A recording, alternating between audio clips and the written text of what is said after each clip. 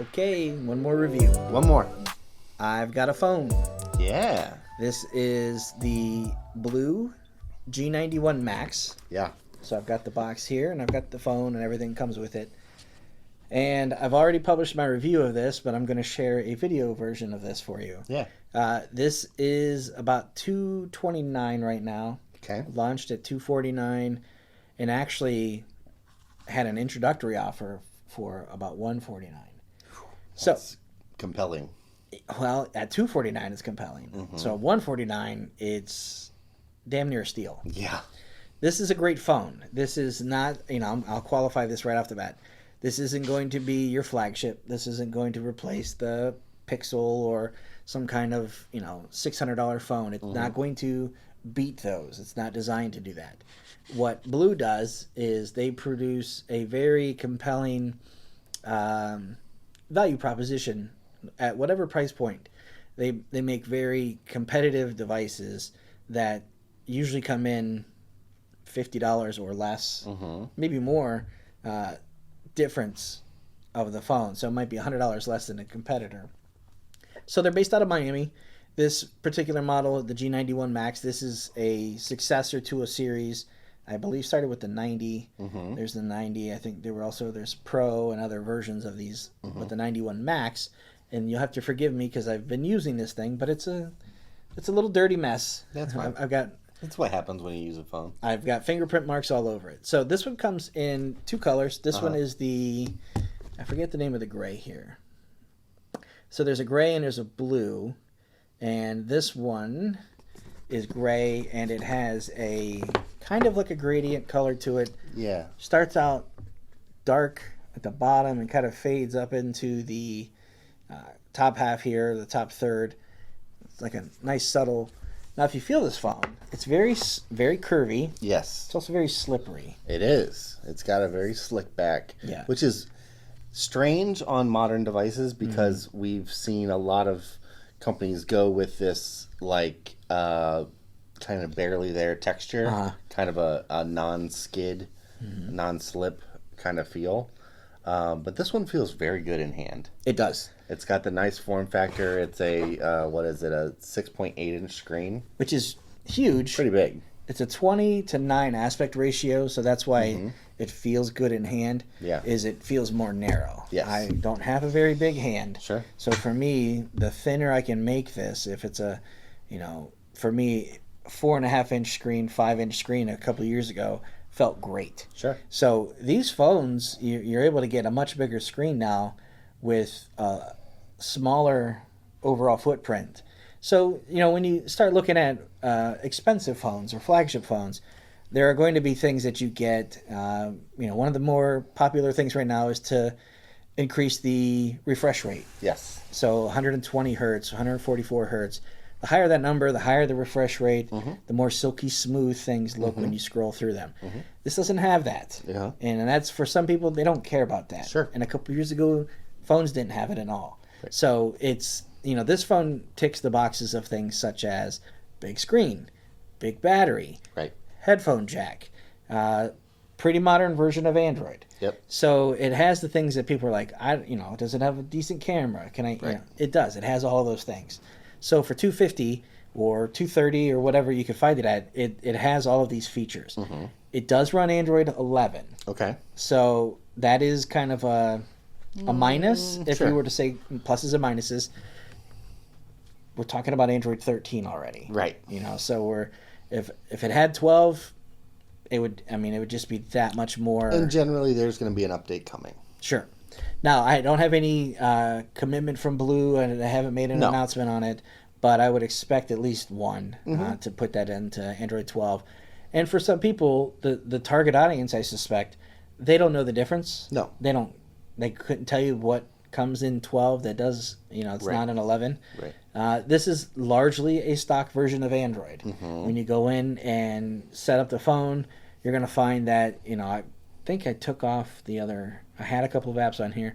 So this is pretty much all that comes with it. Yeah. There are a few apps on here that are preloaded that are not like Google Suite. So you've got Pandora, you've got a Solitaire, Wish, and then there's a News Pop app.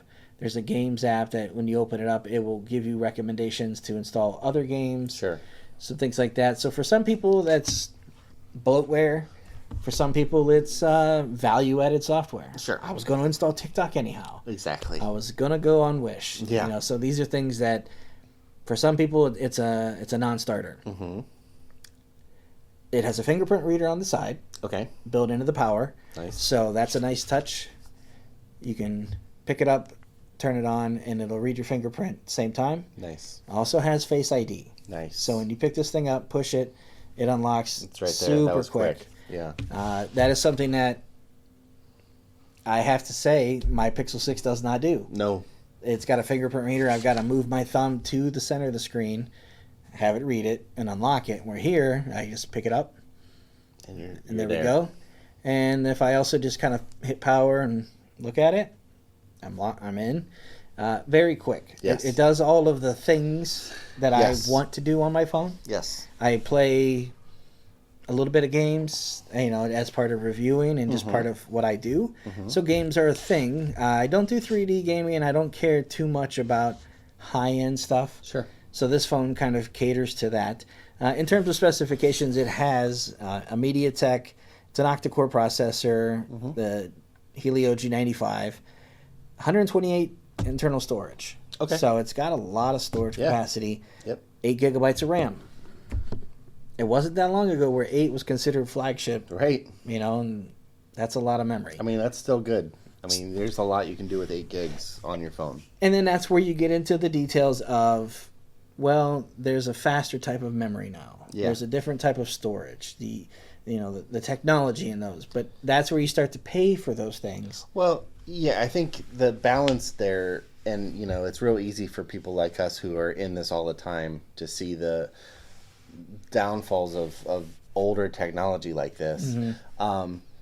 But this technology doesn't necessarily have that many shortcomings yet. Yeah. It's still doing everything, for the most part, that everybody wants to do. Yeah.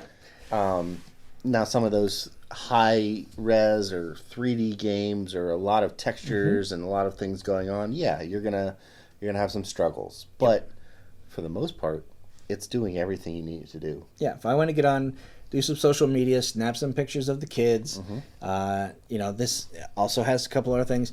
There is micro SD storage. Nice. So if you want to go beyond the 128, you can do that, where a lot of phones are kind of capped now. Yep. So that's still a bonus point. And for me, the headphone jack, still a bonus point. Yep. I am maybe one of the few Android people that, you know, review phones I still love having that. I don't have a stereo with, my car came with a head unit that somebody had put in aftermarket, doesn't have Bluetooth. Yeah. And I just never replaced it. I'm just driving this car, you know, around town. Just plug it in. Plug it right in. Yeah. This does have wireless charging. Yes. So you can put it on the platter. It's an 18-watt charging. Okay. But I believe it's 10 on the wireless. Okay. I believe. And then it That sounds also right. it also has reverse wireless charging. Oh, nice. So if you have a pair of Samsung earbuds or some kind of device that you want to share the battery off of this, you could turn on the reverse charging Nice. and use the battery to do that as well. Okay. So it has things that are like, oh, wow, that's really cool. And that's a 5,000 milliamp battery, so it's going to have enough to share. Yeah. So an average person, I would imagine, is going to get 2 days use out of this. It's not the super fast charging. You know, we see in some of the stuff being announced, you know, 65, 70 and above watt charging. Right. If you charge your phone at night, you don't care. Right. You plug it in when you go to bed. If it takes you an hour while you're sleeping or 6 hours while you're sleeping, Right. as long as it's 100% when you wake up, Right. that's what we care about. Right. But to the point of charging it throughout the day, it's still pretty decent. It's still, you know, again, you have to kind of measure it against other things to say it only does this. But if you look at it in a vacuum, you know, I show these phones to people, and one of my biggest, you know, tests for anybody is to just say, hey, take a look at this thing. And they pick it up, they play with it, and, oh, how much is this? And you tell them, they're like, that's it? Like with the contracts? Yeah, like, no, that's, you know. No, that's it. That's it. You go to Best Buy or Amazon and get one of these.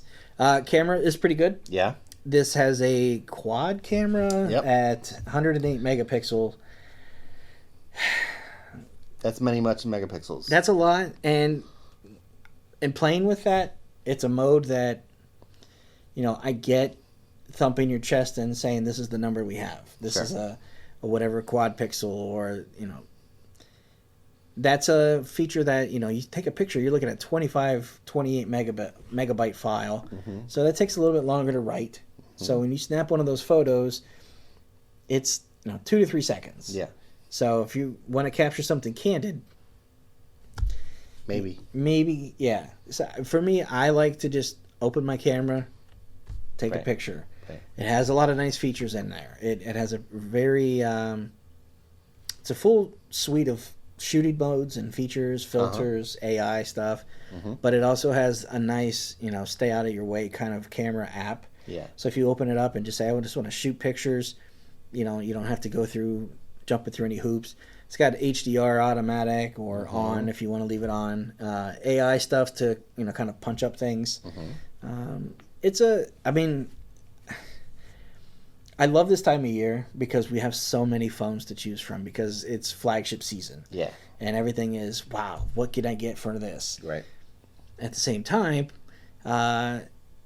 it's kind of refreshing to switch up and say, man, I can't believe this is all this costs now. Yeah. And this works great for me. Yeah. And that's what this is. The G91 Max is one of those phones that it's just kind of like, man, I hate the fact that this is today's entry level or this mid-range phone. Right. Because you have, entry, mid, premium, or flagship, and then premium. Right. So this is going to be somewhere, just around the entry level, mid range. Yeah. It's that nice spot if you're, need to replace a phone for yourself, or it's been a couple years since you've had a phone. This is a nice step up. Yeah. Comes with everything you need. Comes with headphones, nice. Earbuds. They plug in, and it comes with a carrying case.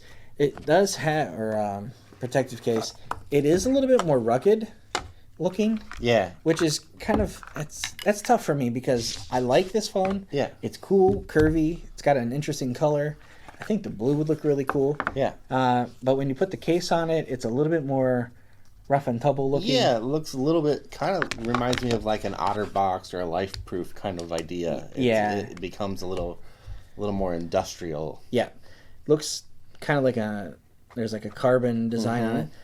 At this point, it kind of feels like an Urban Armor gear kind of thing where it's just like, it's not as sleek. Yeah. So there is the struggle of, do I put the case on this or do I let this thing get smashed up? Right.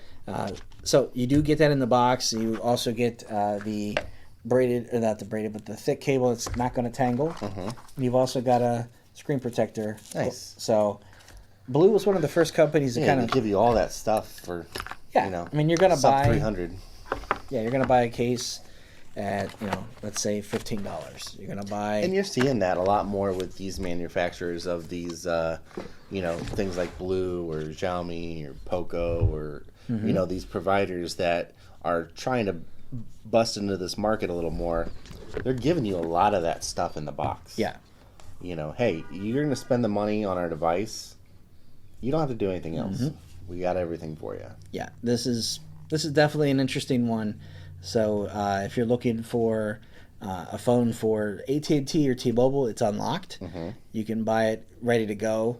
Or if any of their MVNOs, prepaid brands like Cricket or Metro, and I mean there are dozens of them to choose from, but this is a GSM unlocked phone that'll work for them. The last thing to point out, because it will probably be asked, it is a 4G phone, not a 5G, and that is for some people a non-starter. Sure. And for some people, it's a deal breaker. Yeah. So I don't, I don't do the gaming. Yeah. So that latency, the constant high-speed connection isn't a concern for me. Well, and where you are mostly, you have Wi-Fi access. Yeah. So that's another thing to keep in mind if you hear that it doesn't have 5G and that's automatically a negative for you. Think about really how much are you using your phone not connected to Wi-Fi. Yeah. Because I know almost everywhere I go, I have Wi-Fi access. Yeah. So that's it's the last thing I bring up because for me it's kind of an afterthought. Sure. Because I am on Wi-Fi probably 90% of my day. Sure. It's that mile and a half between my office and my house that I'm not. And then when I'm just kind of going around town. But other than that, I'm content with the data connection. Yeah. So, yep, that is the BLU G91 Max. Awesome. Thanks, Scott. You got it.